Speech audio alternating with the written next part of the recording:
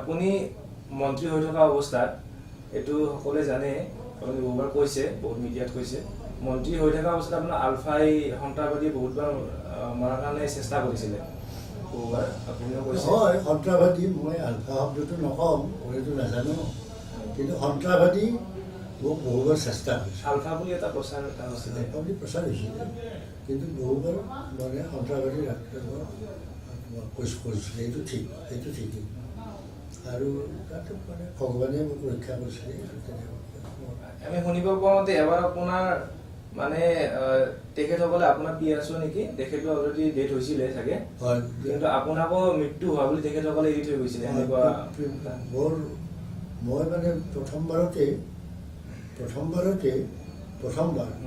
87 আগষ্ট মাহত প্ৰথমবাৰতে যেতিয়া তেওঁলোকে মোক মোৰ বেঞ্চৰ ঘৰৰ ওচৰতে তাতে আক্ৰমণ কৰিছিলে, আৰু মই বেমাৰী সেৱা গৈছিলোঁ, বেমাৰী সেৱাৰ চাই ঘূৰি আহাতে গধূলি তেতিয়া আন্ধাৰত সুযোগ লৈ মোক তাতে আক্ৰমণ কৰিছিলে। আৰু তেতিয়া মোৰ PSOজনৰ মই পৰি আছিলোঁ মাটিত, আৰু পৰি থাকোঁতে আৰু মই আনকনচিয়াছ আছিলোঁ, মই এতিয়া আনকনচিয়াছ আছিলোঁ গাড়ীটো। তেতিয়া মোৰ PSOটো খুব খুন হৈছিলে, PSO, আৰু সেই PSOৰ তেজবিলাক মোৰ পিঠিত পৰি আছিলে, আৰু মই প্ৰায় অজ্ঞানৰ নিচিনা আছিলোঁ। তেতিয়া মোক মানে মোৰ জ্ঞান নাছিল মোৰ, আৰু তেতিয়া তেওঁলোকে পিঠিত বহুত তেজ দেখিছে আৰু পৰি থকা দেখিছে, মৰা বুলি এৰি আহিছে। কিন্তু মই পিছত ঘৰলৈ লৈ আহিলে মোক খবৰ হ'ল তৎক্ষণাত, ঘৰৰ পৰা CRPF গ'ল, সেইবিলাকে যাই লৈ আহিলে।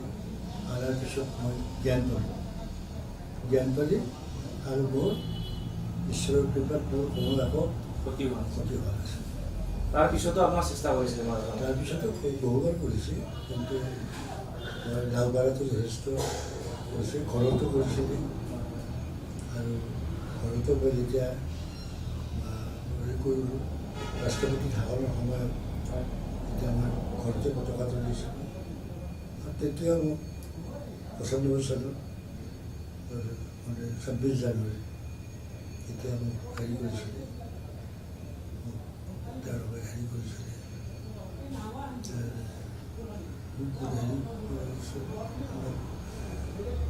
ঘৰত ঘূৰাইছিলে। পিছত লাওবাৰতো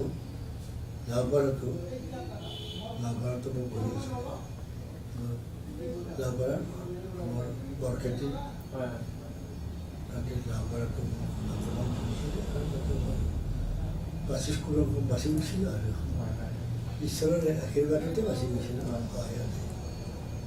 ৰাইজেও সহায় কৰিছিলে। তাত যেতিয়া লাওবাৰত হৈছিলে, তেতিয়া তাৰ ওচৰৰ মানুহখিনি ৰাইজ কাণবাৰী গাঁৱৰ ৰাইজে আল্লাহু আকবৰ দি ওলাই আহিছিলে, আল্লাহু আকবৰ দি সকলো ৰাইজ ওলাই আহিছিলে। ৰাইজৰ মাজত এটা ভাল জনপ্ৰিয় আছিলে, আপোনাৰ বহুত বেছি জনপ্ৰিয় আছিলে। এই ৰাইজ ওলাই আহিছিলে, আল্লাহু আকবৰ দিয়াটো মই তেতিয়াই গম পাওঁ। আল্লাহু আকবৰ দিয়াৰ লগে লগে সকলো মানুহে আল্লাহু আকবৰ দিয়ে, আৰু চব মানুহ ওলাই আহে, লাঠি ঢাকন যি আছে ওলাই আহি চব ৰাইজ। আৰু এজন সন্ত্ৰাসবাদীক ধৰিছিলোঁ, তেতিয়া ৰাইজে ধৰিছিলে, ৰাইজে ধৰিছিলে, আৰু তাৰপিছত মানে মই বাচি গ'লোঁ। আৰু আপোনাৰ এই দীঘলীয়া জীৱনটোত আপোনাৰ 88 বছৰ হ'ল, মই 88ত পৰিলোঁ, এতিয়া বাৰু।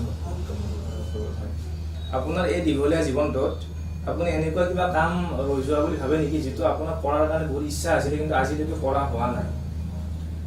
নাই, ইচ্ছাটো ধৰক মানুহৰ বহুত থাকে, ৰাজনীতিকে ধৰক মানুহৰ কাম কৰিবলৈ বিচাৰি, সমাজৰ কাম কৰাৰ কাৰণে আগ্ৰহ হয়, বিচাৰে, কিন্তু সেই কামবিলাক ধৰক বহুত কাম আমি বহুত বিচাৰোঁ, কাম কৰিব সকলোৱে বিচাৰে, সকলো যিয়েই বিধায়ক নহওক সকলোৱে বিচাৰে, কাম কৰিবলৈ বিচাৰে, কিন্তু এটা মানুহৰ জীৱনত সকলো কৰাটো সম্ভৱপৰটো নহয়, সকলোৰে ৰৈ যায়, আধৰুৱা হৈ যায়। আমাৰ ধৰক আধৰুৱা হৈ যায়। তেনেকৈ আমাৰো বহুত বহুত পৰিকল্পনা আছিল। আৰু ধৰক এতিয়া মই বৰক্ষেত্ৰী এমেলে হৈছোঁ, বৰ ইচ্ছাটো আছিল যে মই এটা চাব ডিভিজনটো কৰি যাওঁ, কিন্তু মই হয়তো পাছো কৰিলোঁ আমাৰ, কিন্তু চাব ডিভিজনটো নামত হ'ল, কিন্তু এতিয়াতো আমি কৰিব নাপালোঁ নহয়, এতিয়াও তেনেকৈ আছে। বহুত ইচ্ছা আছিলে যে যিটো ৰাস্তা বৰক্ষেত্ৰীত, যিটো তাৰমানে অভয়াপুৰীৰ পৰা অভয়াপুৰীৰ লেমটিচিঙা, তাৰ পৰা চিধা চিধি যিটো ৰাস্তা কলিতাকুছি হৈ আহিছে গুৱাহাটী, এই ৰাস্তাটো হাইৱে কৰাৰ ইচ্ছা আছিল মোৰ। তেতিয়া আমাৰ পশ্চিমলৈ অহা যোৱা কৰাত 65 কিলোমিটাৰ কমিলে। আমি আৰম্ভ কৰিলোঁ, হয়তো বহুত চেষ্টা কৰি মই আৰম্ভ কৰিলোঁ। আমাৰ বাকীবিলাক আমাৰ শাসক বিৰোধী সকলো এমেলে আমাক এই অঞ্চলৰ সহযোগ কৰিছিল, মোৰ লগত আছিল গোটেইবিলাকে। বিৰোধী পাৰ্টীৰ এমেলেবিলাকেও সহায় কৰিছিল, আমাৰো কৰিছিল, আমাৰবিলাকো আছিল। আমি কৰি আৰম্ভ কৰিলোঁ, হ'ল বহুতখিনিয়ে কাম হ'ল। এতিয়া হয়তো 80% কামেই হৈছিল, কিন্তু 20% কাম বাকী সেইবোৰ হৈ গ'ল। যাৰ ফলত নেশ্যনেল হাইৱেটো এতিয়ালৈ হৈ উঠা নাই। এই ৰাস্তাটো এতিয়ালৈকে কিন্তু নেশ্যনেল হাইৱে অথৰিটি তেওঁলোকে কৈ দিছে যে এইটো বৰ্তমান NECৰ কামখিনি শেষ কৰক, কৰি আমাক হেণ্ড অভাৰ কৰক।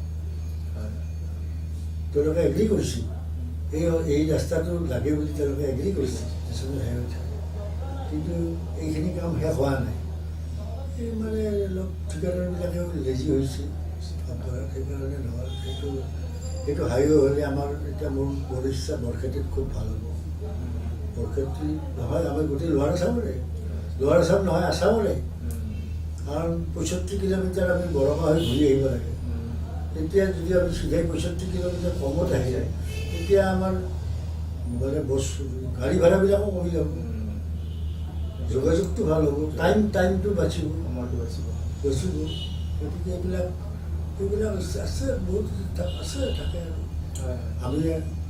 আমি এটা বিচাৰিছিলোঁ ৰেল, যে বঙাইগাঁৱৰ পৰা মুকালমুৱা হৈ আমেৰিকালৈ ৰেলৰ হেৰি আমি ছাৰ্ভে কৰাইছিলোঁ, বঙাইগাঁৱৰ পৰা এটা হেৰি মানে, কিন্তু সেইটো নহ'ল। এইবিলাক ইচ্ছা থাকে, আছিলে বহুতে হ'ব, মানে সকলো কামখিনিতো নহয়ও। চেনেলটো চাই ভাল পাইছে তেনেহ'লে লাইক কৰিব, কমেণ্ট কৰিব, ছাবস্ক্ৰাইব কৰিব আৰু শ্বেয়াৰ কৰিব, বহুত শ্বেয়াৰ কৰিব, আৰু বেল আইকনটো দেখিবলৈ নাপাহৰিব। ধন্যবাদ, নমস্কাৰ।